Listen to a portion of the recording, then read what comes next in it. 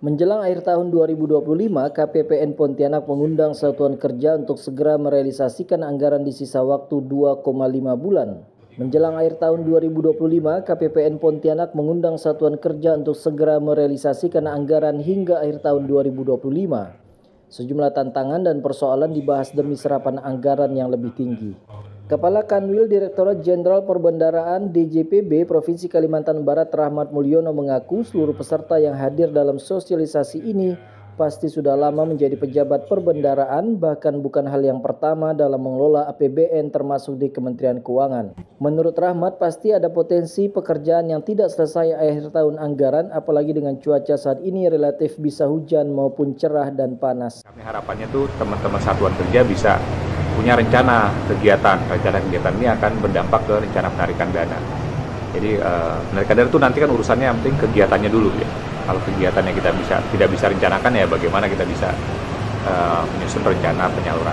Jadi harapannya itu rencana kegiatan yang pasti di per triwulan kegiatan-kegiatan yang sudah kita laksanakan, administrasinya secara lengkap dan bagus kita kolek dan segera disampaikan ke KPPN karena nanti dampaknya ke masyarakat juga.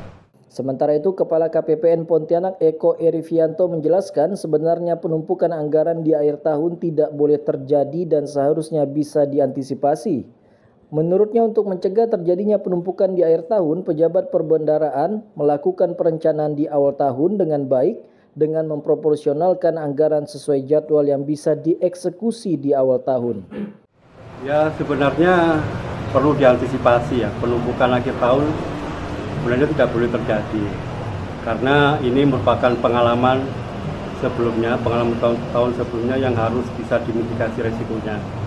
Jadi solusi kami, kalau misalkan penumpukan itu terjadi di akhir tahun, sebaiknya pada setiap awal tahun anggaran itu para pejabat perbendaraan harus bisa merencanakan dengan baik, harus bisa memproporsionalkan belanja-belanja yang harusnya bisa diagendakan untuk dieksekusi pada awal tahun. Jangan sampai misalkan belanja barang maupun belanja modal yang harusnya bisa dieksekusi pada awal tahun harus ditumpuk pada akhir tahun anggaran. Eko meminta belanja modal dan barang yang sebenarnya bisa dibelanjakan di awal tahun namun malah dieksekusi di akhir tahun. Jika hal ini dilakukan oleh seluruh satuan kerja, maka bisa terjadi pelambatan ekonomi. Viko Al-Hadi melaporkan.